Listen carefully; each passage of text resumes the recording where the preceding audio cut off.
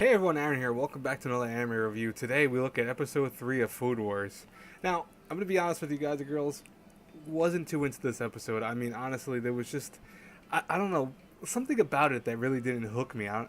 Usually Food Wars is something that I really enjoy. I love all the cooking stuff. I love all the animations. I think I love the kind of action-packed variety it has despite it being what essentially is a cooking show anime. But there was something about episode 3 that just did not get me pumped up for anything. Honestly, it didn't make me want to watch next episode. It didn't really hook me to like actually keep my interest. Like I watched this whole episode, but felt myself kind of nodding off. And it's not that I was tired or anything like that. It's just more so that I just did not have any interest in it. So I'm curious in the comments below how you guys felt about this episode. Was it a weaker episode? I think of maybe the whole thing of Food Wars so far, this was probably one of the weaker episodes, maybe of the season, maybe of last season also. I think this was the weakest episode in general. But listen, like I said, that could be my opinion. You guys and girls could have different opinions entirely. So anyways, let's talk about what happened though. And there really isn't per se a lot to talk about with this episode. I'll just go over the basics. So we have, unfortunately, Megumi lost the last battle to Rio. And, it was, I think, per se, not that hurtful to Megumi. I think, really, she was kind of taking it very lighthearted at the end, where she was just saying that he was scary. And luckily that, I guess, she got through it. And wasn't that disheartened. That was really cool to see because I was almost thinking that Megumi would have been crushed by it, but it really shows her character growth in the story, and it shows that, hey, listen, it happens. Losses do happen.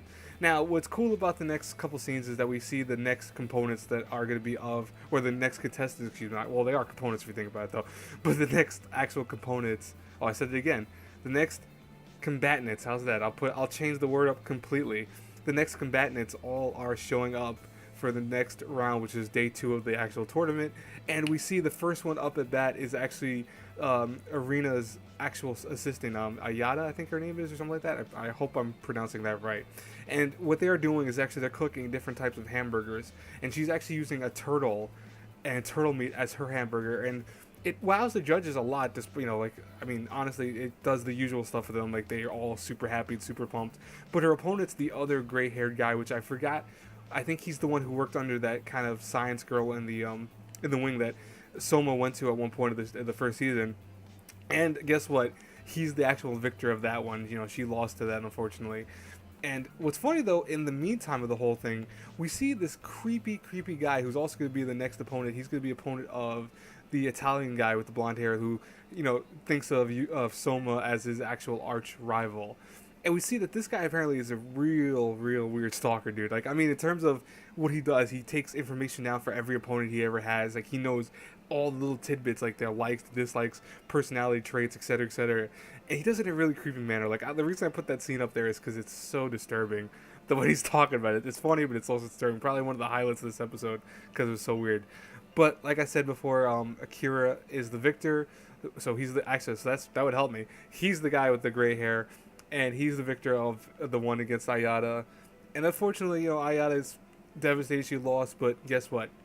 That's the thing. Now, you know what? I find it funny, by the way. This isn't my words, but I was thinking this in my head at least. That one of my friends actually said, isn't it kind of weird that Food Wars has all the girls losing the fights right now? It's all the dudes winning? That's kind of weird if you think about it. Just honestly, it's a little strange, I thought. I agree with 100%, but, I didn't even think about that. I thought about it in the sense of, isn't it weird that all the guys are winning, but I didn't think of it the concept of the sexes concept, because that is kind of interesting if you think about it that way.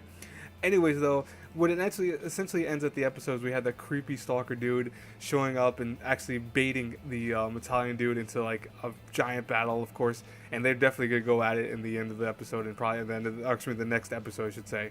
And I'm curious how that's gonna go. Hopefully, it's a lot better than this episode because I'm expecting it to be better. This guy was doing some real large bait things against him. He was putting gum on his tools and all that. You could see that Italian guy was getting fired up. He was really getting fired up in this episode. But overall, was not that great of an episode. I really don't have much to say about it. And, that's a shame, but don't get me wrong. I still love Food Wars. I still think it's a great show. I just think that this was a weak episode overall. I'd like to hear your comments down below. Definitely say if you agree or disagree with me. As always, I would appreciate either way.